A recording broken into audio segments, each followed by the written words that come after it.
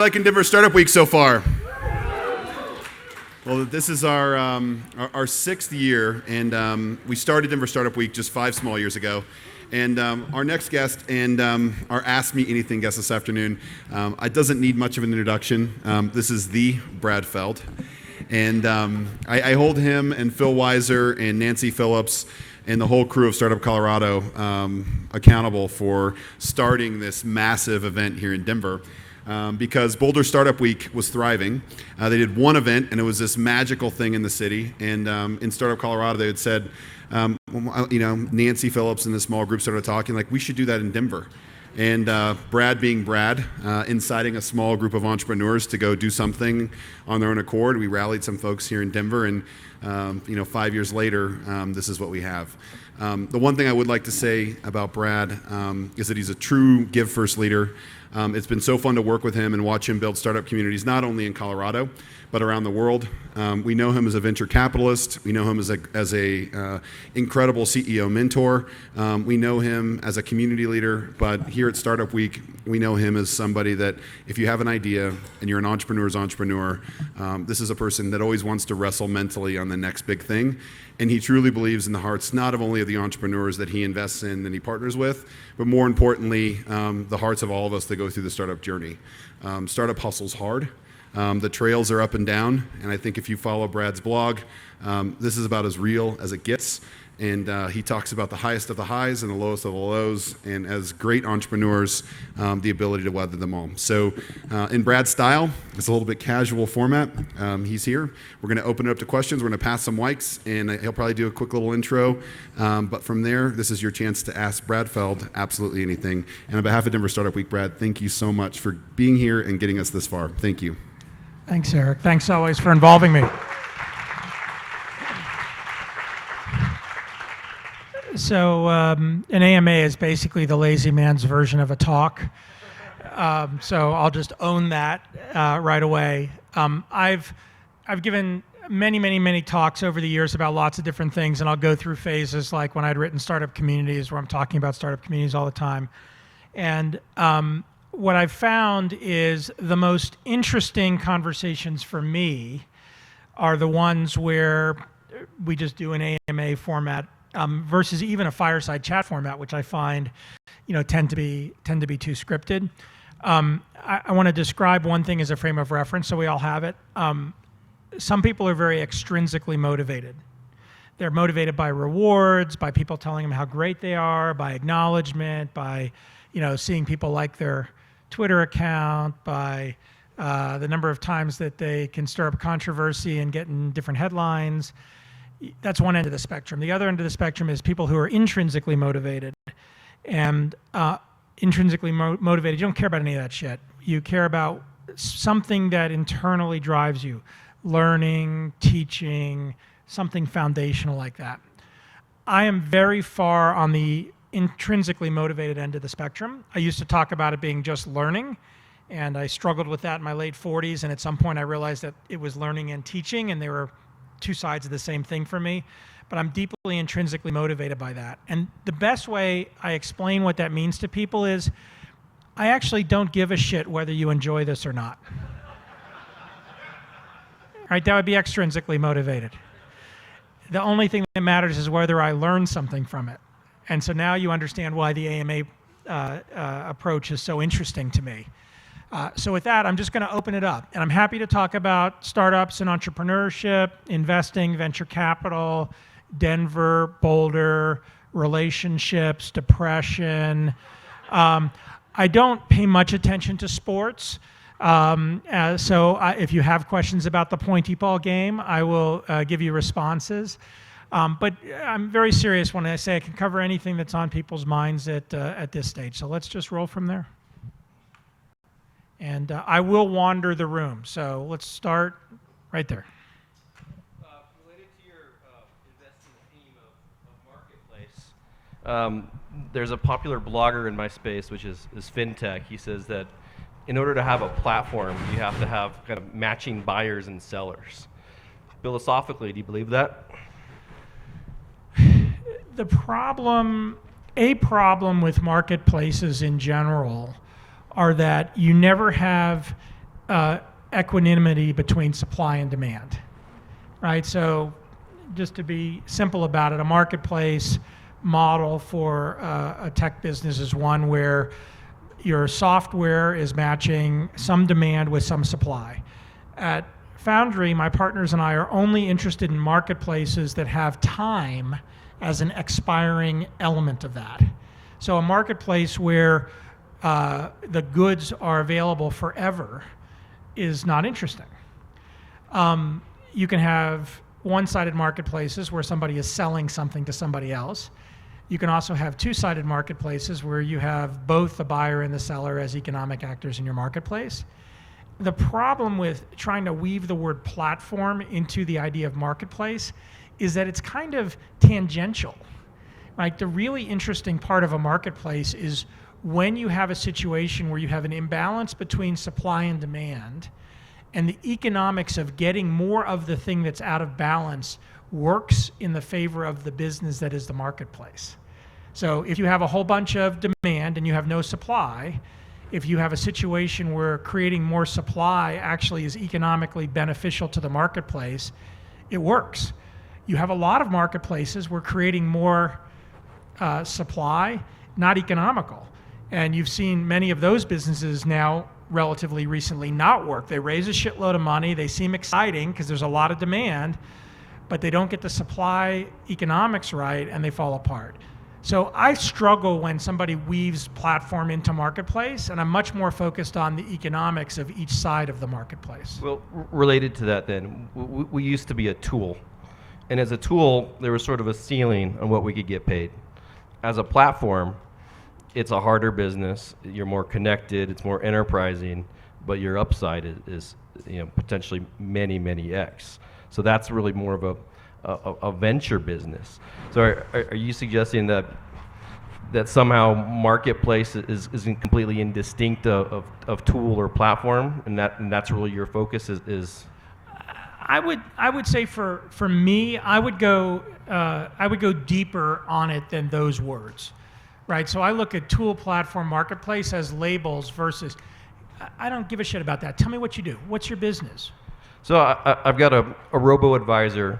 It's an automated portfolio optimization platform built on a number of patents and inventions we had for diversification measurement. Who buys it and who pays you? Mostly wealth managers, banks, bank trusts, investment managers, financial planners. So they pay you, and they can pay you a fee for using your software. And if you turned it into a marketplace, what's the marketplace? Well, so I had a client, paying us, 10, 15 grand a year as a software tool, a portfolio optimization technology, and then we realized that they, if we just press the buttons on that and do the same thing just as a service, right, into a platform, all of a sudden now we're part of that AUM solution. So we're making 10x doing just a little bit more, which we can are you actually able to make 10x by doing just a little more, or yeah. do you, okay, well then you should do that. And we are, Brad. Doesn't matter whether you're a platform or a tool. Like that seems good. Like you built a thing and you found a better customer model that allowed you to get 10 times the money for the same work. That's smart. Not quite the same work. There's more, cost, more infrastructure, development, Yeah. blah, integrations, But I would just say, I'll end on that. Like my approach always comes from the perspective not of what the technology is classified or what the company is classified, but what is the linkage between the thing you're doing and the people that pay you? And how does that work? And your goal as a business should be to provide ever-increasing value, presumably for ever-increasing fee Sure. to whoever are the people that buy from you. So you want time, right? Because you want scarcity in your solution. But what about using intellectual property to achieve the scarcity? Well, for a marketplace business, I care about scarcity of time. I think the intellectual property in most marketplace businesses is the data in the marketplace, not other intellectual property. There are other types of businesses that have proprietary algorithms or proprietary things that are separate from data that might be valuable. But again, this is, I should say it, this is Foundry Group's view of what makes a marketplace interesting versus a general view. And I'd also add, and it's something that more VCs should say, we're often wrong. And I think a lot of VCs prognosticate as though they're never wrong. I'm wrong a lot.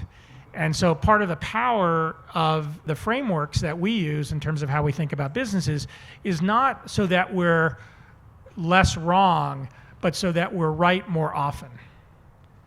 All right, let's keep going. I'm gonna move it around. Go ahead. So for a recent transplant to Colorado, which is probably something you hear a lot, how do you recommend, in Boulder specifically, becoming more immersed in the startup ecosystem? We have good music too in the background. Isn't that nice? It's super simple. Show up and do things. So show up is, and they're separate. Show up is, there's lots and lots of events happening continually. Every day in Boulder, there's probably a startup community event. Every day in Denver, there's probably at least one startup community event. So we have, there's concentrated weeks like Denver Startup Week, but then there's continually things. You don't have to do something every day, right? Pick a thing or a couple of things that interest you in a month and do them every month for 6 months. The first month, you'll be like, I'm the new guy here, I don't know anybody. The second month, I'm the new guy here, but I recognize those 3 people.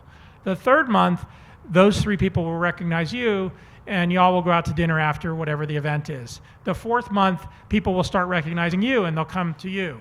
And by the 6th month, you'll be running the event, right? And if you pick a few things and go deep, rather than a whole bunch of things and go shallow, it's much easier to get engaged. That doesn't mean you shouldn't keep trying new stuff, like keep tasting different things, but go deep on a couple. That's show up. Do stuff, and even if you're an introvert, by the way, show up works. Like you can show up and you can rally yourself for the 2 hours of engaging, even if you're an introvert. If you don't show up, it's very, very hard to get in the mix. The consistency is key. Do stuff is pick things that you care about, that are interesting to you, and do things that are additive to whatever they are. So what, you think about, I don't know how many meetups there are, tech meetups there are in Denver now, and I would say tech, art, entrepreneurship, like combine those things. I mean, on a monthly basis, 500 meetups like that. Some meetups probably have 5 people, some meetups probably have 500 people.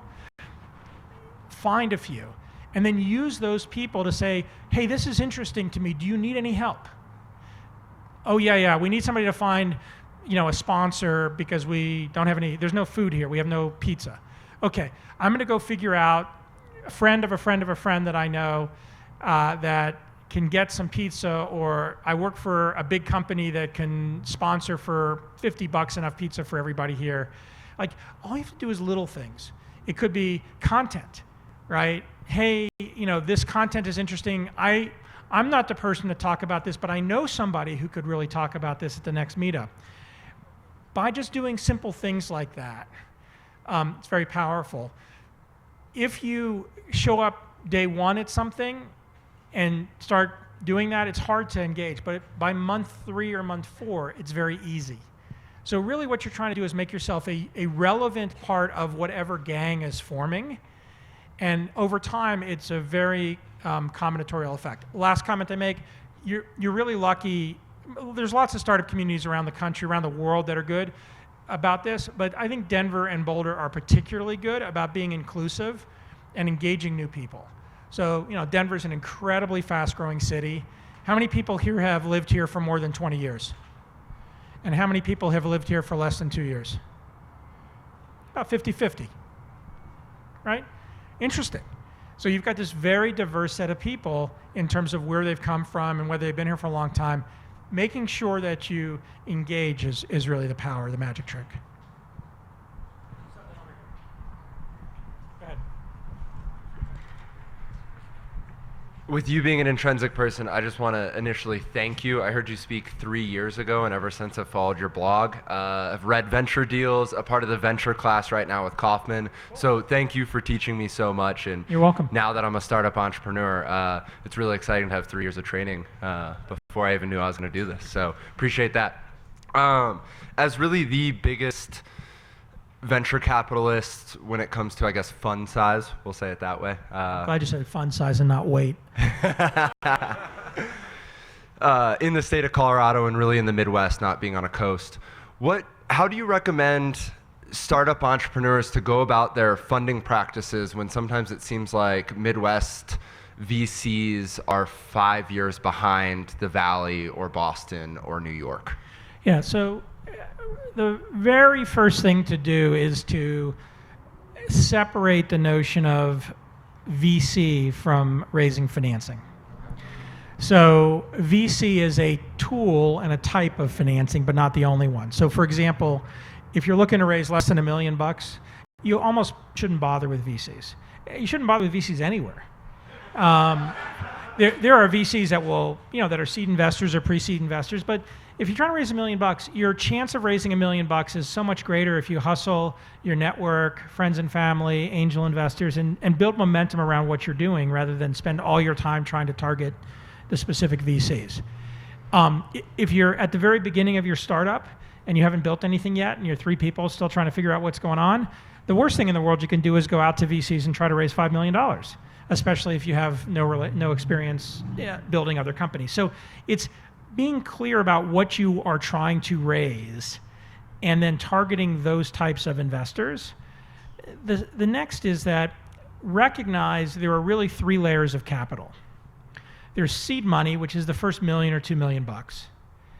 There's growth capital, which is after you've raised $20 or $30 million and your business is working, then you raise, $50 million, $100 million. And then there's the middle, the sort of 2 to 20 million or 2 to 30 million. That middle is incredibly difficult to raise no matter where in the world you are, including the Bay Area. There's a massive imbalance of people looking for that capital and investors, VCs, who are looking to invest that type of capital. The growth capital travels. It doesn't care where you are. It doesn't care, like if it finds a deal that's working, a company that's making progress, it will find you. And by the way, in a lot of those growth companies, you don't need the money. So you have a lot of advantage over that capital. So you can dictate terms to some degree and you can be very selective. The seed capital, the first $2 million is where all the action is. And as an entrepreneur, your focus should be, and as a startup community, your focus should be building and nurturing as much of those startups at that first seed layer. Many of those companies will fail. If one is an angel investor and I invest in your company and I invest $50,000 as an angel investor in your company and you work on it hard for 2 years and fail, but you learned a ton, you made some progress, you made mistakes along the way. After you fail and you pick yourself back up and you're ready to go start the next company, I'm an idiot as an angel investor if I don't write another $50,000 check in you. It's just like dollar cost averaging into the stock market. It's the same notion, right? So the startup community, one of the responsibilities of a startup community is to educate the wealthy people in the community how to be good angel investors. And that's really the function and responsibility of the entrepreneurs. When you move up to that VC layer, if you're raising in the VC layer, if you've got a business that's working, there's enough VCs in Colorado to fund roughly the number of companies that are raising VC money in Colorado. And there are a number of VCs outside of Colorado who have had a lot of success investing in Colorado, who are comfortable investing in those zones. So those investors exist, but recognize that that's an incredibly hard zone. So you have to have something that's working. And if you wind all the way back to the beginning, focus on getting to that place with the first couple of $1 million through friends and family and angels with something that's working. Hope that's helpful. Let's go back. Go ahead. Yep. Hi, I'm Sabrina, and thanks for being here. So I found out that you have a bunch of books out, and I'm sorry I didn't know about that, so I'll read them. But I just know of you because I've lived in Boulder for 8 years, so I just know of you, like a community member. So I just wondered if you could share an early entrepreneur story of yourself, like your own early entrepreneur days, because that's what I would love to hear. Want to hear about the first person I fired? No. Okay. No, something inspiring, like.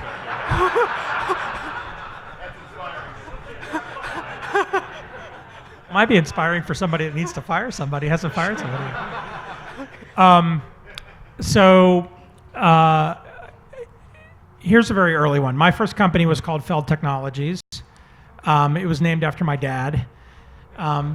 Note to self, don't ever name your company after yourself. Oh, what about my company? I'm using my nickname, Fab Sab. For Nickname my is food. totally fine. Okay, good. What you don't want is because I had a partner, his last name was Jilk, and when he screwed something up, the customers called for Mr. Feld, not Mr. Jilk. That's the error of calling your company Feld Technologies. We were small. It was two of us, and we had some ups and downs already. We were probably at it for about a year. We almost went out of business in the first 3 months. We realized we needed to make money every month. So from that point forward, we never raised any outside capital in that first business. So from that time forward, we made money every single month. Some months we made $1,000, some months we made $50,000 profit, but we always made sure we made profit. Now, there's a whole nother lesson that we had to learn along the way as we got bigger, which was cash flow. We had plenty of situations where even though we had nice profit, we had no cash flow because our customers weren't paying us on time, and that creates some problems when you're paying your employees on time. And Dave and I are struggling. I mean, we're struggling to get new business. We're struggling to sort of find our place. I think we're probably $10,000 or $15,000 a month of revenue at this point, so enough to cover us and enough to sort of make a little bit of money. And we're very frustrated. Dave's not a natural salesperson, and so essentially I'm doing most of the selling, even though interestingly he generated some of our business early on. And we were trying stuff that was stupid. We were like putting ads in the local, tech newspaper, which in 1987 was like the Boston Tech Stupid, spend your money and get nothing for it journal. And it was painful. It was really a struggle. And we knew we were good at what we were doing because we had some happy clients, but we were really stuck. So we're sort of just messing around, and what we decided to do, it's kind of like the advice I gave earlier about how you get involved in the startup community. There's no startup community to get involved in Boston in the late 1980s. But what we started to do was we started to look for anything that anybody was doing that looked self-helpy around starting your business. And today there's the same thing that existed probably since the beginning of time, which is that there's people building businesses, and then there's people that have consulting services charging money to teach people how to build businesses, right? And we found this guy I remember his name, like that's how much it's imprinted on me, named Jeffrey Lant. And he had written a book, and when I say a book, remember it's like an 8.5 by 11-inch book with like a glossy cover that if you like licked your finger on it too much, it would smear. And when you opened it, like the fonts were all weird because like he thought that was cool. And he had lots of like hand-drawn pictures that weren't quite straight because he probably cut them out and stuck them on the page and then Xeroxed them, and like page 37 was sideways. And he gave this seminar that was a sales seminar, and Dave and I were just frustrated. So we're like, let's go to Jeffrey Lant's sales seminar. I don't remember how we found it. And it turned out it was the two of us, him, and like 3 other people. So it was like the Jeffrey Lant sales roundtable. And it was 2 hours that really was life-changing for both of us, because this guy, Jeffrey's whole shtick was about the way you sell to customers is you find their pain. And we never thought about it before. I'd never thought about how do you sell, what does selling mean? And he had this whole thing about find your customer's pain, in your conversation with the customer, articulate the pain, and then provide them a way to have a solution for the pain. And that was it. Like, 200-page book and a bunch of rhetoric sort of reduced to that. And we started using that as our sales technique, and it worked. And we started to build a business around this idea of we would talk to people, and we basically look for their pain. We were writing software for small, medium-sized businesses. So we're looking for what they were struggling with, and that was the whole orientation. We had a good reputation, word of mouth was most of our selling, so we stopped wasting money advertising in stupid magazines, and instead people would refer us. And that first meeting would always be really listening and talking about the pain. Jump forward to now we're maybe a 10-person business, we're maybe doing $100,000 a month in revenue, maybe $125,000 a month in revenue. And because we have this reputation for being good, we're getting more and more business. More and more of our customers are coming to us, and they've already been working on doing this for 2 or 3 years with 2 or 3 or 4 consultants that have failed. They've spent all their money. They're in a lot of pain because they've been trying to do this thing for 2 years and they spent all their money and they don't have it. So it's pretty easy for them to articulate their pain.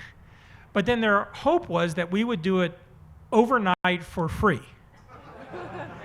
And it didn't really work for our business model. So we developed a slogan that we then used for the remaining 3 or 4 years of our business. And our slogan was, "We suck less." And in that first meeting, it was so resonant. We would say to our future clients, look, after they tell us their story of woe, we've heard this a lot of times, it's really hard. The people that referred you to us had this similar problem. We understand that your previous consultant sucked. That's not our problem. We understand that our job is to suck less than them. Okay? This is still going to be hard. Even though you've been through it, it's still going to cost money. But we promise we will suck less. And it was so interesting how just humanizing the experience in not terribly professional way in 1990, but in a way that people could relate to, really worked. And I would say I've carried that forward as advice for entrepreneurs. Today we're stuck in a world where the slogans, the cliches, the language, the labels that we put on things, it's endless. And everybody can, sort of wander into this world now of startups and entrepreneurs, and it's kind of like, hey, give me the dictionary so I can just speak entrepreneur. Stop it. Speak you. Be yourself. Talk about your business. Concentrate on the problem you're solving. Don't worry too much about what somebody else thinks of you in the context of that, as long as you believe at the core in what you're doing.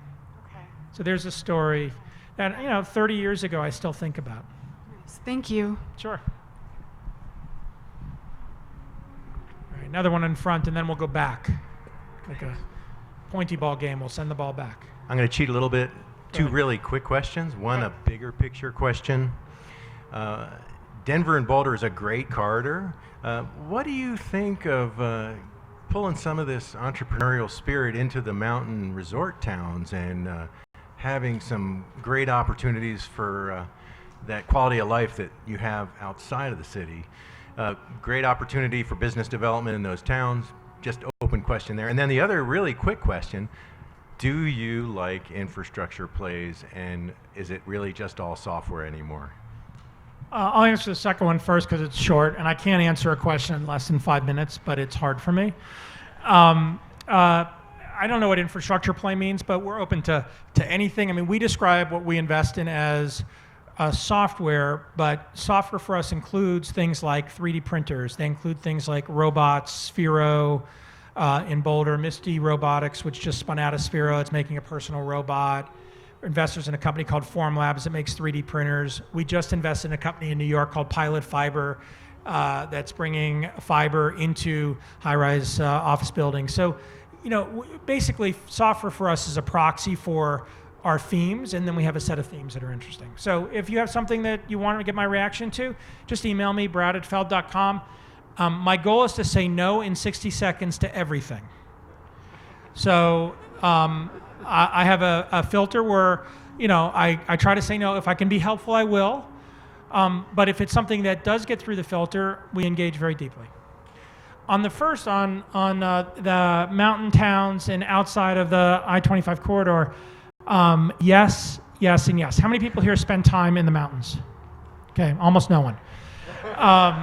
So Amy and I have a house in Aspen, and we live, I like to say we live 33% of the time there. We probably spend a quarter of the time there now.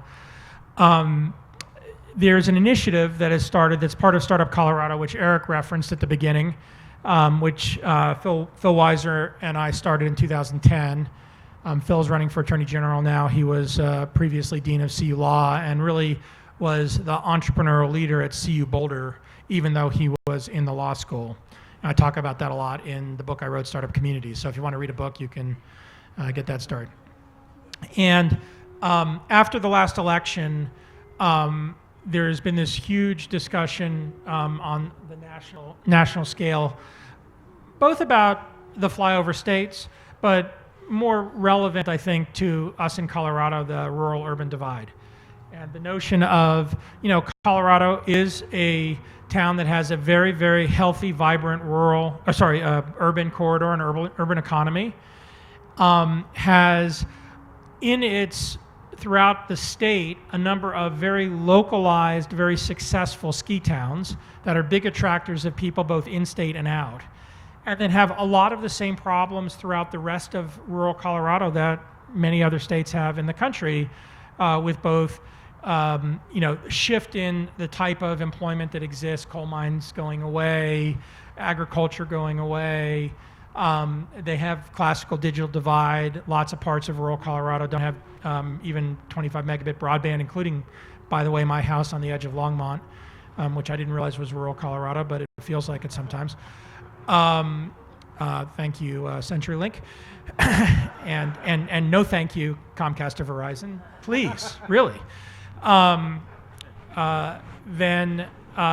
you have this phenomena that if you go to a place like Aspen and you look at Pitkin County, or you go to Summit County and you spiral out from the ski town, or you go to Telluride and spiral out from the ski town, there's lots of other towns, but those towns are not getting real local economies going. So it's been fascinating to me. I've spent a fair amount of time thinking about it, starting to work on it. Stephanie Copeland, who runs Office of Economic Development for Hickenlooper, just with Startup Colorado, with Phil and I and a few other people, have started an initiative. We originally, by the way, named it Startup Rural Colorado, and there's a bunch of people in those cities that don't want to be referred to as rural. So I think we're just going to call it Startup Colorado. And the notion of extending what we've done on the Front Range and trying to build startup community across the whole state, building off of these mountain towns that have a very high velocity of population to move in and out. So I was in Aspen at a Aspen Entrepreneurs meeting. There's a group in, Dave Mayer is here. Is Dave here? No. So Dave is one of the founders of this group of entrepreneurs in Aspen. And Aspen's a permanent resident, 6,000 people. I think something like 150, 200,000 people go in and out of Aspen each year. So Aspen's really a community of 200,000 people. A lot of very wealthy people. If you could figure out how to take those people and engage them with the startup community, not just in Aspen, but all the way down Valley to Glenwood, and you drew a circle around Aspen versus just think about Aspen, you could start to do some very powerful things. You go to Delta and Montrose, I have family in Hotchkiss, right? There's a lot of interesting things you can do when you take a couple of these towns that cover a lot of geography and link them together in terms of the startup community activity, same kind of stuff that happens in Boulder and Denver. And by the way, all you people who raised your hand, how many people here go to Steamboat ever? Next time you go to Steamboat, instead of just ski, there's a bunch of entrepreneurs in Steamboat. Spend some time with them, get to know them, hang out with them, become part of them. How about Aspen? Anybody here ever go to Aspen? Same thing. If you want to get connected to Aspen entrepreneurs, get involved. Try to not show up in Steamboat and say, hi, I'm from Denver and I know how to do startup community and we'll come fix your startup community. That's like the IRS saying, hi, I'm here to help. Like, don't want that. But you show up and you say, hey, I'm enjoying your town from skiing and I'm participating in your town's economy and I want to get to know the entrepreneurs here and I want to connect in because I might be able to help you with some connections on the Front Range and there might be some things here that are interesting to me because I'm spending time here. So look for more of that rolling out over the next couple of months visibly in Colorado. And I'd like to believe that in the next year or two, there will be a lot of vibrancy across those communities, of those communities connecting into the fabric of the rest of Colorado. I just want to say thanks and let you know that both those questions that I asked were related. So it's all good. Well, if you know somebody that has $250 million lying around, if anybody does, that's the cost of putting high-speed broadband in all of rural Colorado. That's it, $250 million. It's crazy. Yeah. I don't get it. I don't get why, as Coloradans, we can't figure out a way to rally that. But we'll get there someday. Okay, in the back. So if Denver Startup Week is the really sexy side of entrepreneurship, let's say, the popular side, can you talk a little bit about Defy Ventures and a little bit more challenging, a little bit more, can you talk about your involvement with that? And Sure. That's a very different side of entrepreneurship, and it's really intriguing. How many people have heard of Defy Ventures? Okay, we're going to make some branding today. Defy Ventures, by the way, has relocated its headquarters to Boulder from New York. It's a program for teaching entrepreneurship to people who are incarcerated. It was started by this remarkable woman, Kat Hoke, a number of years ago. And we go into prison and we teach the people in prison, who we don't call convicts, we don't call them prisoners, we call them entrepreneurs in training, or EITs. We run a 6-month in-prison program teaching them about how to create a business. And a lot of that teaching is really basic self-help, confidence building, how to be CEO of your own life type activity. These programs have a graduation that's a Shark Tank-like graduation day. The first one I went to was in Lancaster, California, in a level 4 high security prison. So most of the people in there were in there for at least 10 years before they had an opportunity for parole. Some lifers, mostly murders and drugs, in the middle of Mojave Desert. I would say demographics, 90% black, 5% Hispanic. There was one Asian guy and the rest white guys. 50 EITs, 75 volunteers, entrepreneurs and VCs, some from Colorado, some from the Bay Area, some from LA. Mark Suster, who some people may know, and I co-hosted the trip. 12 hours in the gymnasium in the maximum security prison. It was a life-changing experience. And it's a day's worth of things that include a pitch competition, include a graduation. All 50 of the EITs got a certificate from Baylor for an entrepreneurship course, or a real certificate. They matriculated with caps and gowns. The winner of the pitch competition got $500, although they got it in an IOU because you can't actually get an award in prison of money. And from 8 a.m. to 8 p.m., we had this day that included 50% of that and 50% of exercises like one I call that's called Walk the Line, where you have a line that goes down the middle of the gymnasium, the 50 EITs on one side, the 75 volunteers on the other. You're all 5 steps behind the line, and Kat calls out questions, and if the answer is yes, you walk to the line. And the questions start off kind of easy, like how many of you have a how many of you have a high school diploma, how many of you have a college degree, and they end pretty hard. How many of you ever seen somebody murdered in front of you? How many of you heard gunshots on a regular basis as a child? How many of you have had an experience with HIV, either you or a family member? And then some questions that are very challenging. How many of you have ever been arrested for a felony? How many of you have ever committed a felony? So a bunch of people don't walk to the line, committed a felony, and then Kat starts calling out things that are felonies. Right, the EITs are all on the line because they all committed a felony. And by the time she finishes calling out things, I'd say 90% of the people on the volunteer side of the line were now on the line. And most of them, not surprisingly, were white. And if you think about the felonies that they committed, most of them, if they had committed that, if they'd been caught, they probably wouldn't have ended up in jail for 20 years. Right, so you end up understanding a whole bunch of things about the sociology of privilege, the dynamics around it. You have these incredibly emotionally intense experiences throughout the day with these EITs. You're not allowed to physically touch other than shake hands. So no hugging. You can hug the other volunteers. The EITs can hug each other, but only handshakes. There's an awful lot of really staring into somebody's eyes and having this incredibly deep emotional experience around something they shared with you or you shared with them. I'll leave with one thing, which is I'm getting pitched by an entrepreneur. How many people here would feel comfortable walking up to me at the end of this and pitching me on what you're doing? Okay, don't. Because after this, I have to go do this interview with Mark Cuban and Charlie Ergen, so I want to get my head into that interview. Send me an email instead, brad@feld.com, and I'll respond to it. But most people raise their hand, and there's an awful lot of people that should feel comfortable. You come up to me and pitch to me, I'll respond, I'll listen to you, I'll be polite, I won't say fuck off and leave me alone. I might not be terribly helpful, or I'll give you a couple of words of encouragement, and off I'll go, but I'll listen, and if I have feedback, I'll give it to you. This guy's pitching to me. He's probably 30, maybe late 20s. Pretty big guy physically. I'm 6'1". He was probably 6'2" or 6'3". Strong, African-American guy looking me straight in the eyes. And, this far away from me. And his pitch is good. He's like, I could be anywhere. And after about 45 seconds, he says to me, "How am I doing?" I said, "Awesome."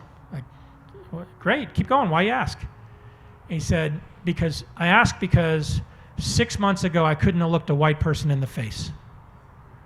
He said, if you were in my hood, no problem, I'd stare you down. If you stared at me, I'd take you on. But a white person walking down the block, couldn't look at him. Didn't know how. He says, I just wanted to check, make sure I was doing okay. You go through this experience with Defy. I had 20 of those types of experiences, all different kinds throughout the day. Right, so you have an experience of a day like that where it's like you have the same thing hit you over the head over and over again. Nope, I had 20 totally different things hit me over the head over and over again throughout the day. This was on a Friday. Here's a real mind bender for you. A group of us from Colorado, because in the middle of the Mojave Desert, it's hard to get to. So we flew out on a private plane from Jeffco to the Mojave Desert Airport, which is a 20-minute drive from the prison. We drove to the prison, had a black SUV drive us to the prison, dropped us off. You go through 3 levels of gates. You leave all your stuff behind. You spend your 12 hours in prison. You come out. All the guys you just spent 12 hours with, all 50 of them go back to their little cells. And we get back in our black SUV and drive back to the airport and get on a private plane and fly back to Jeffco. What do you think we talked about for 2 hours on that plane on the way back to Jeffco? Just getting your mind around that was hard.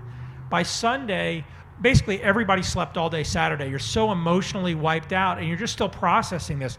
On Sunday, the emails are going around about people finally starting to understand what the impact of the day was. So I try to paint a picture of it. If anybody's interested in getting involved in Defy, is intrigued by it, knows somebody who's incarcerated, wants to be supportive, or wants to just help give some people both hope and help change their life, email me and I'm happy to plug you into it. We're bringing Defy to Colorado.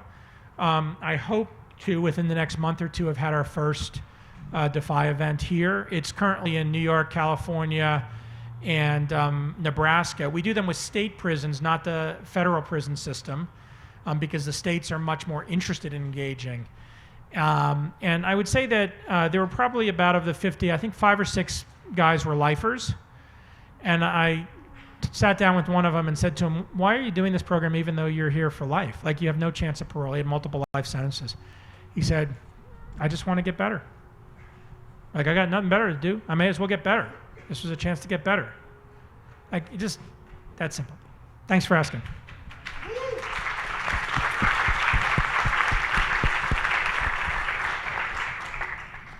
All right, I know we're at 5:15, so I'll start answering quicker. First of all, thanks for sponsoring the men's bathroom. You're welcome. Try to keep it clean. So I have a small startup studio that I just moved to Colorado to build.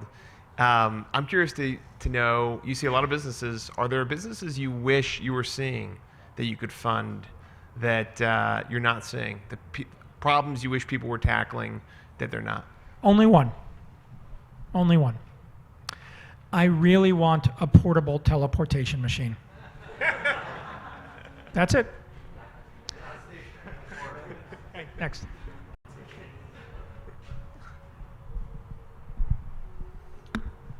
Can you talk about the 1% pledge? Yeah, Pledge 1% is a national organization, or international organization now, where I think 3,000 companies have signed up. They contribute upon inception 1% of their equity, and it gets diluted over time. And it's philanthropic, so that 1% of your equity, if and when you have an event, an exit event, that money flows through to a philanthropy of your company's choosing. It started out in Boulder as Entrepreneurs Foundation of Colorado in 2007. Ryan Martins, who's co-founder of Rally, and I put it together. Ryan is still very involved in Pledge 1% and on the international board of it. My partner Seth Levine's also been very involved for many years. And in Boulder, our view was that the startups got a lot of value from the Boulder community. There were lots of things about Boulder that were additive and helpful for startups. And as startups, you have no money to give philanthropically. I mean, you basically have no money, right? You're trying to get your thing going.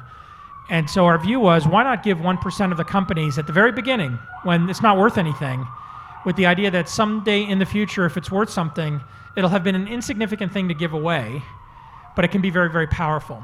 And since 2007, I don't know the number of companies in Boulder now that have signed up for what is now Pledge 1% Colorado. Let's say it's 150 or something like that.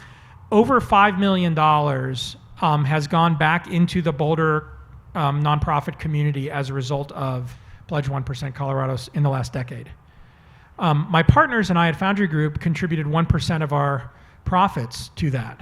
So in addition to the, and Techstars did as well. So in addition to companies, as investors we did it. Very few investors have engaged with it, which is a little bit frustrating, but kind of not that surprising at some intellectual level. We've been able to do things like give gifts in very targeted ways. So 2 years ago or 3 years ago, can't remember, 2 years ago I think, United Way had a huge budget miss. And United Way contributed something like $800,000 a year to Boulder nonprofits, and they had something like $200,000 for the Colorado United Way budget that year, so they're off by $600,000. My partners and I, through our Pledge 1% allocation, filled that gap.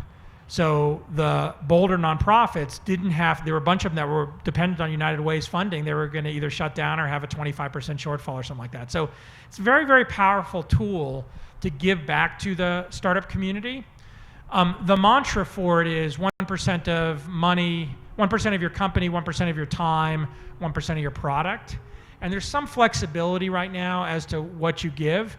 I'm a purist. I think that companies should all be giving 1% of their equity. And by the way, if you're a company that's a Series C company and you've raised $30 million, you can join Pledge 1% Colorado today, and you'd simply look and see how much that 1% would be diluted over those financing. So maybe that 1% with all the employee options and the financing is now worth, 0.14%. That's how much you'd contribute.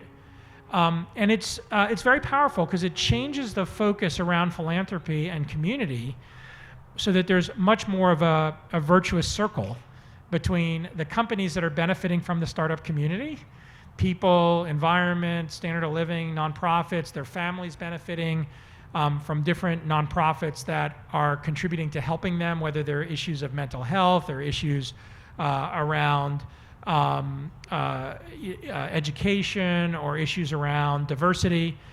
And it allows you as a company to, when you have success, already be wired into that. And it's been very, very powerful. And I'd say it's leadership. It's come from leadership like Rally, like Salesforce, which I think Salesforce was the very first company to have this notion of contributing. Google, of course, set up a foundation when they went public. It's had a corpus of about $1 billion. And then a company Atlassian, which is in Australia, also based in the Bay Area, but started in Australia, that has been a very, very big proponent of this internationally. By the way, if any of you have companies and you're interested in Pledge 1%, email me, I'll connect you in. Actually, let me do one in the back, I'm sorry. Actually, do you, and then the last couple will be in the back because I've been nearsighted. Thank you. Brad, I'm Santiago, winner of last year's Denver Startup Week Pitch Challenge. Just want to say thank you. So you're good at pitching. Yes, sir. I want to say thank you and thanks to Denver Startup Week for the opportunity to pick your brain. And it's kind of a twofold question. What do you need to see in an executive summary or initial email to not trash it and potentially respond or share it with your friends? And do you have time in your life or interest in giving advice to product-specific or product-based companies that may have a 5 to 10x return, not 20 to 40x return? Yeah, it's an honor to be in your presence. 5 to 10x return, by the way, is just fine. So I'll take 5 to 10x returns all day long as an investor. I mean, I like 100x returns, but 5 to 10x returns are good too. Let me break the executive summary down. I never need to see a business plan again in my life. If you're going to send me something, I'd almost rather have a 1-paragraph description than even an executive summary. Like, I really want to know what you do and why I should care. Like, what is the product? I would say the vast majority of quick hit things that I see are, 10-page PowerPoint type or PDF pitch decks that, are basically, some bullet points and some pictures, but still get to that. What do we do? Why you should care? And if I care, I want to play with it.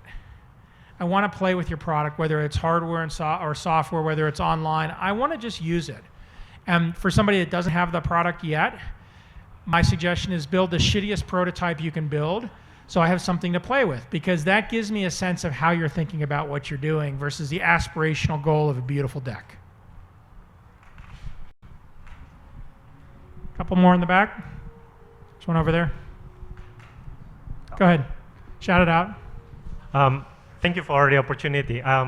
Want to ask you, what is your advice for us who startup working in education, where most of the feedback that we get is, why you work in education? There is no money there. I mean, let alone talking about 5x and 10x. We're trying to do a beta, and the question is, can it be free? So that's most of the questions that we get. So. Well, I think that you should work on what you want to work on rather than what somebody else thinks is going to be a successful thing. So one of my filters is I like to invest in founders who are obsessed about their product, right? So when I meet a founder, first thing is, does it fit through the filter that I'm describing of US-based types of themes that we invest in, et cetera. And if not, I say no right away. Let's say that the founder gets through that filter for me. I want to know what she is obsessed about. And I want to see her be totally obsessed as a founder about her product. That's more important to me than a whole bunch of other things like total available market and how you're going to make money, partly because I know those things in the areas that I invest in. Now, if I link that specifically to education, all the investors who say education is hard and are not willing to engage in a conversation about why what you're doing is important, special, interesting, and can be successful, my response is go to the next investor. I think there's a category of investors that like to use the negative as a way to start to see if you can rise to the challenge. And so make sure you're ready for that and that you engage at least once with that negative. But if the person is continually negative, they're not interested, right? And in some ways, spending a ton of time and energy trying to get somebody who's not interested is a waste of your time. What you should be doing is looking for people who have at least some interest so that you can engage. So again, I'm separating this entrepreneur or the investor who, no matter what you say, the first thing they do is they have a skeptical response. You have to have one or two quick responses to the skeptical response. But if they stay on that, I get it, you're not interested, I'm going to the next person. And that's okay. Last comment I'd make, there are lots of people who have made shitloads of money in educational businesses of all kinds. Lots of people have lost money in educational businesses of all kinds. Education is a vertical market that's huge and it's difficult. But so are a whole bunch of other vertical markets. So if it's something that you're obsessed about, that's going to be the driver of you navigating and figuring out a way to create a successful business, not the texture of the marketplace. By the way, if you don't give a shit about education and you're working on an educational startup, stop. Go spend your time on something that you care about. Couple in the back.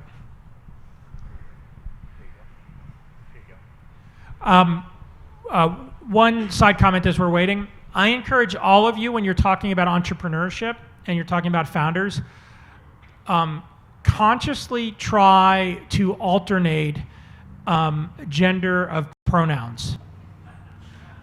Just consciously try. Try to say he and try to say she. Try to say his, try to say her. I saw a panel the other day, and one of the investors, literally every single thing was guys, his, him, guys, him. I wasn't at the panel. I saw a snippet from it. Like, the way to change what is not the way, a contributor to the change of the gender dynamic that we have in tech and in entrepreneurship is to be explicit in your language about being inclusive. So I strongly encourage not just the women in the room, but all the men in the room, when you're talking about other entrepreneurs, and notice it. Just give yourself a verbal tick to notice that you're always saying he, him, his. Try it different. It'll be a little awkward a few times, and then all of a sudden you realize that it's not awkward at all. If there's anything that the 200 people in this room can do to evangelize my world, try to alternate gender pronouns. And for those of you in the room, if there are any that don't identify as a him or a her, them and they are good too, right? So just let it evolve that way so that we have an inclusive world. Okay, somebody in the back. Thank you for writing the Startup Life book with your wife. When I was building my company, I got a copy of that, and my wife and I read it, and it was really helpful in terms of showing her how things in my world, and try to relate to her. So thanks for writing that. Your wife as well. My company died a very slow death a few years ago, and our lives are kind of normal now. And I have that itch again. I want to start another company. Any advice on how to approach that with, talk to my wife about? It's going to be another painful few years, possibly. Yeah, that's good. Well, so a couple of things. One is thanks. When Amy and I wrote Startup Life, which is the book that you're referring to, it was a powerful experience for both of us because it forced us to write about a lot of stuff that we hadn't been explicit about in the context of our own relationship, and including how to write the book. So, for example, my idea of writing the book was we just divide the chapters up, and we'd each write a chapter. And Amy's idea was that we would pair program the book, and we'd have one monitor in front of us, and we sit next to each other, and one of us would type, and then we'd alternate. And we got a compromise state to that. But thank you for the kind words. I would say that the thing you're describing, even doing, is a great first step, which is talking about it with your wife and having it be the creating a new company be a shared experience, recognizing that her contribution to you being a founder of a company is in some ways as important as your contribution. It is, I say, less gendered today than it used to be. You go back 30 or 40 years and this whole cliche of, the wife standing by her husband. I'm going to describe it as spouse, right, or significant other. If one partner is an entrepreneur and the other partner is not, the partner who's not an entrepreneur is extremely involved in the creation of that company, even if he, the spouse who's not the entrepreneur, is not part of the company. And so as partners, being able to talk about the dynamics, the sacrifices that you're going to have to make, how it plays into your life, how you're going to carve out time this time around to have the relationship that the two of you want to have that you weren't able to the last time, how you're going to deal with the pressures and stress as a couple differently. Having those conversations before you start company number 2 is extremely, extremely powerful. I would say that many founders are very good salespeople. Do not be a salesperson with your spouse. one of the things that Amy and I talk about in Startup Life is if you're a founder and you have a non-founder spouse, when you go home at night, your spouse should be the center of the universe, not you. As a founder, you just spent your whole day being the center of the universe. If you were the CEO, you were the extra center of the universe. And when you walk through the door at night with your spouse, with your kids, leave that shit at the door, because they've just had a whole day without you, and they don't want more of you being the center of the universe. They want you to engage with them. So it's like trying to figure out how to weave that into your experience. And by the way, that will often evolve into conversations about your day and your work. Last night when I got home, if you had a video of us after about 20 minutes, I think Amy and I had dinner with a friend last night. We drove home separately. I was exhausted from the day. And after we got home, maybe if you watch this, about 15 minutes in, I was laying on the couch and we were talking about 2 thorny things that happened in my world yesterday. And she was giving me some feedback and advice and engaged in that conversation. If you look at a normal day when we come home, that's the inverse of what's going on. Normally it's me talking to her, not solving her problems, but letting her be the center of the universe. So trying to bring that in the conversation and treat your partner, your significant other, as a peer in that process. Like, you're doing a great thing by how you're starting. Just take it all the way through. And by the way, don't sell, because I don't know your spouse, I don't know you, but the second you start selling and trying to convince your partner, which as a founder you're probably very good at, the less authentic their response is going to be to what's going on. So I think it's 5:30 and I need to wander over to the next thing. So I'm going to end on that one. I hope that was helpful. Thank you for the AMA. I hope this was fun.